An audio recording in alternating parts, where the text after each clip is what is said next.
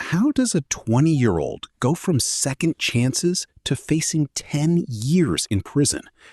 What happens next will shock you.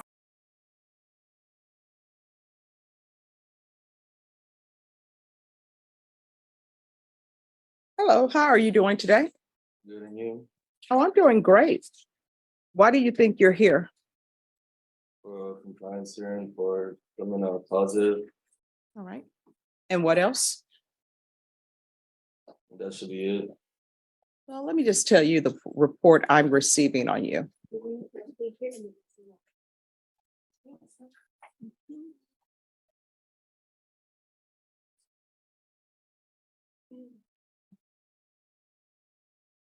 All right. And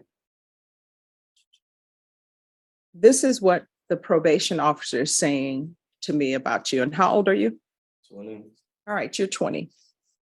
Since obtaining the probationer's case, when they say probationer, they're talking about you. He has shown zero to very minimal effort regarding his probation.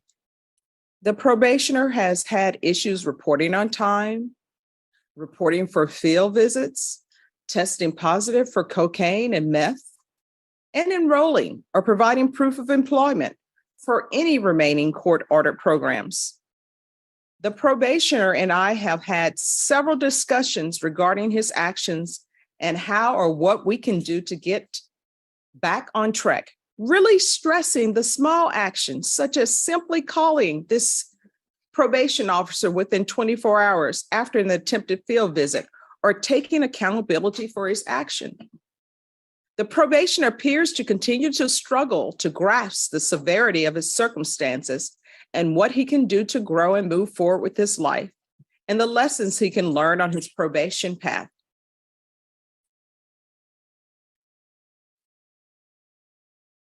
That's the report that I have on you. The report tells me you are doing nothing, zero, nada. Why are you doing nothing on this probation in this court other than using drugs? I have attended 2 out of the 4 classes, and we have had No, they say you don't even call in. probably when they come for a field visit. Yeah, they say you're not doing the simplest of things. And what I can tell you is you've had 3 motions to revoke in this court. So, and I know that each time you came before me, I've told you that you're looking at up to 10 years in the prison. Deputy Laura, could you do me a favor? Could you place the handcuffs on him, please? Each time you come before me, I know I've told you you're looking at doing 10 years in prison. Obviously, your mother is not laying down the law with you at home. They say that you keep saying that you work with your mom, but you don't provide any proof. I can tell you right now, I'm not going to allow you to work with your mom because I don't know if your mom is actually having you work with her. So you're going to ISF. And the reason why I'm sending you to ISF is because you need an attitude adjustment. You understand? Now, if you don't want to sign to go to ISF, you don't have to sign for it. What will end up happening is a motion to revoke will be filed. So which would you prefer? ISF, Your Honor. All right. So he wants to go to ISF, and if you could put him in ISF cognitive. Your Honor, so we, the recommendation was for local ISF. Okay.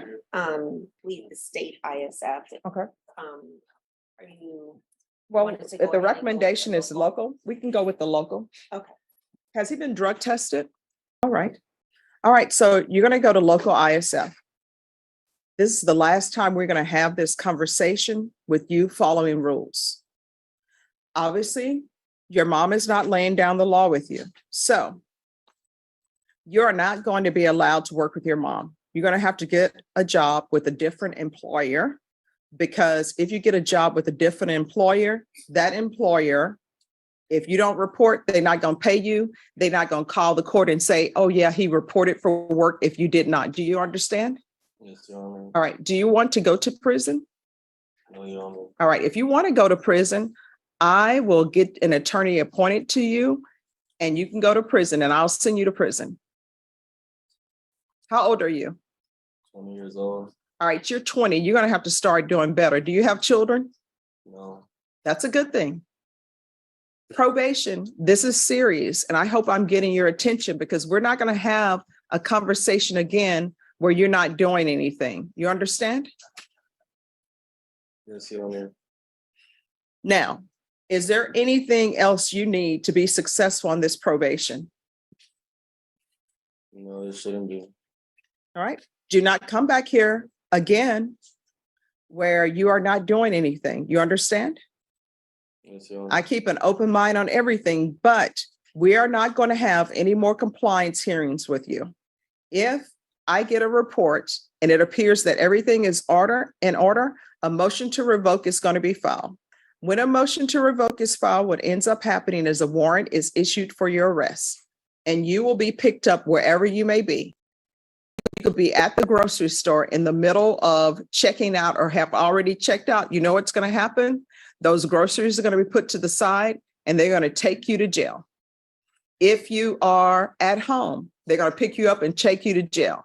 If you're in the middle of watching a movie and you're at the part where they're about to solve everything, guess what? If they pick you up during that time, you're going to miss what happens. Do you understand? Yes, Your Honor. In this court, probation is serious. In this court, communication is key. And probation officers know that I like for them to communicate with people. And that's why they put in here that they've had several discussions with you regarding your actions. Do you understand? Yes, Your Honor. All right, good luck to you. 3 CR 1042, State of Texas versus Celine Renee Briard. Can I have parties announced for the record for the state? Hank Wilkes for the state, Your Honor. Defense? Robert Gale, for the defendant. Are you Celine Briard? Yes, ma'am. How do you pronounce your last name? Briard. Briard? Oh, I was doing great. Counsel, I'm showing you the discovery acknowledgement. Have you received all the discovery in this case and did you review it with your client? Yes, Your Honor. Court will find that the state is in compliance with discovery. Ms. Briard, I'm showing you what's entitled application for probation. Did you review that with your attorney? Did you understand it and did you sign it? Yes, Your Honor. Showing you what's entitled true bill of indictment. Did you review that with your attorney? Did you understand it? Counsel, do you waive the reading of the indictment? We do, Your Honor. State, are you proceeding on the indictment as presented? We are, Your Honor, but We're waiving count 2. Any objection? no objection, Judge.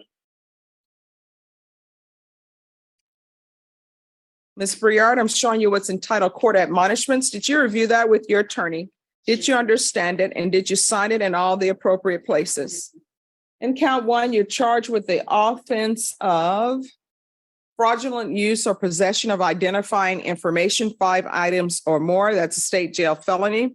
Range of punishment is anywhere from 180 days in the state jail facility and up to a $10,000 fine. Did you understand? Yes, ma'am. And exhibits 1 and attachments, the court will find there is sufficient evidence to find you guilty, and the court will find you guilty.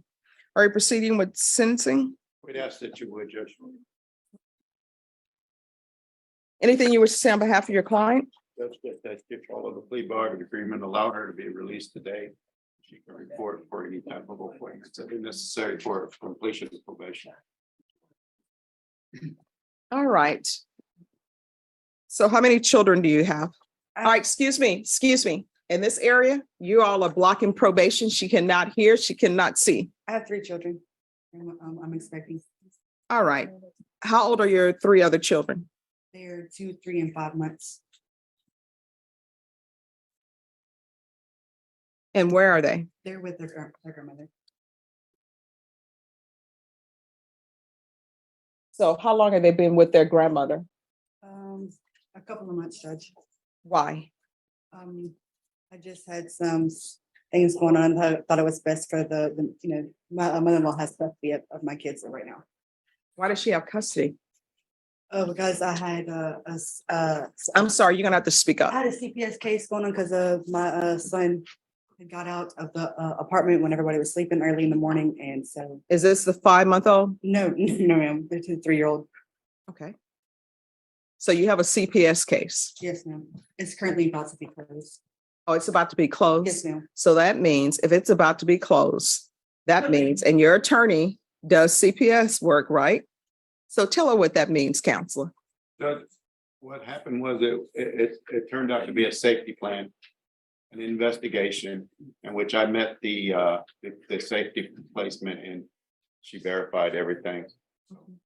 So, If everything pans out, she knows it will be closed. If not, it could go legal. But and we looked into the it reason why first. they do the safety plans means exactly what it says, safety plan. Yes, ma'am.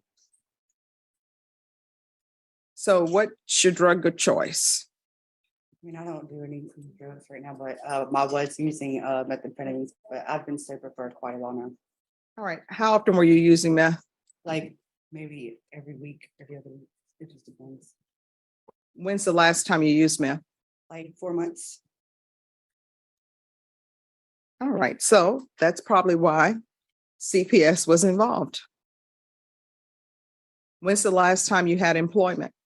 I was right before I was arrested. Doing what? I was doing home health care and working for a hotel at the front desk. All right. I can tell you right now, I don't allow people on probation here to be home health care providers. Yes, ma'am. How far did you go in school? To the 8th grade. See, and this is nothing about you, but this is my problem with home health care providers. Home health care providing is turning into West telemarketing. They don't do background checks. They're just letting anybody come in. And maybe I'm wrong for saying this, but they're looking at the bottom line, the dollar line. So I'm being told that they're letting somebody with an 8th grade education who has meth issues, who has 3 children that she doesn't even have custody for them, work as a home health care provider. Thank you, home health care provider people. So that is why I don't let people work as home health care provider. Now, maybe once you get your life together, maybe that will be a good fit for you, but I'm not going to allow that. Yes, ma'am, I understand. So why do you only have your 8th grade education? I just never furthered my education, but I am in, actually, just before I got arrested, got some GD books from the library, so I am trying to pursue my GD. Okay. So what are you planning on doing with your rest of your life? What are your hopes, your dreams? Well, after I get my GD, I want to be a cosmetologist. So. Okay. Hey, that's doable. But I will tell you this, anything that requires a license, when you have convictions, before you start spending all that money to do it, you need to find out from the state, wherever you're going to be licensed, if that's going to be a hindrance to you. Yes, ma'am. Not saying that it will stop you, but it may cause complications. Yes, ma'am.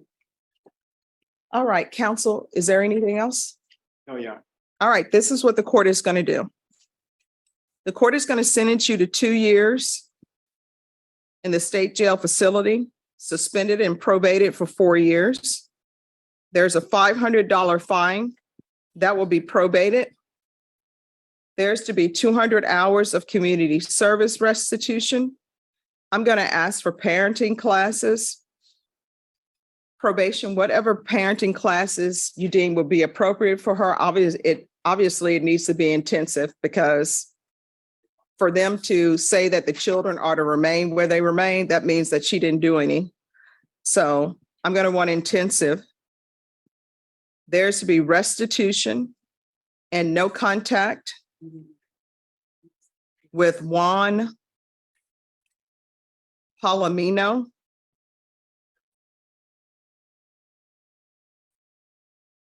There's to be no unsupervised contact with minors. There's to be proof of employment within 30 days of release. There's to be no employment as a home health care provider or with minors. Regular reporting by Zoom or in person. The UA hotline until further notice.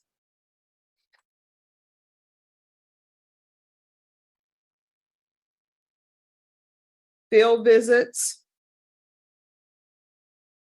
one time per month until further notice.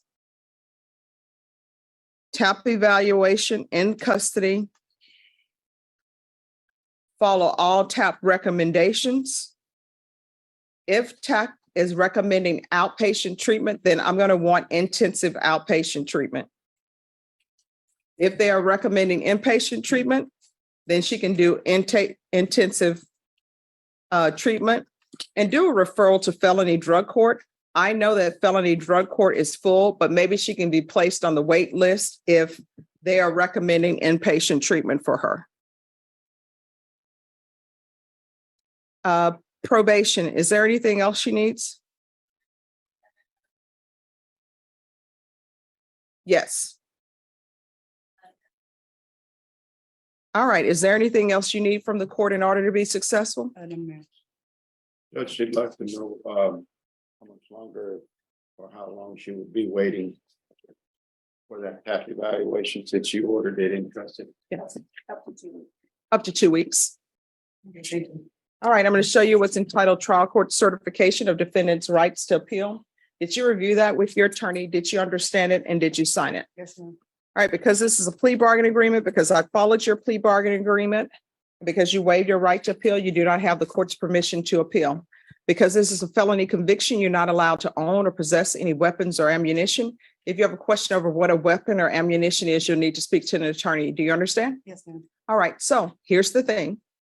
Those 3 children, those are your children. It's not the grandparents' child. The grandparents are just supposed to be grandparents to children. They're not supposed to be raising more children, which is raising your children. You cannot have children and then tell them to go to Travis Park and say, you're on your own. And there is no reason a child should be able to get out of your house and you not know about it, and they're that age. So many things could have happened to your child when they got out of the house. Could have been hit by a car. And guess what? People can't see children that age because they're tiny and they're small.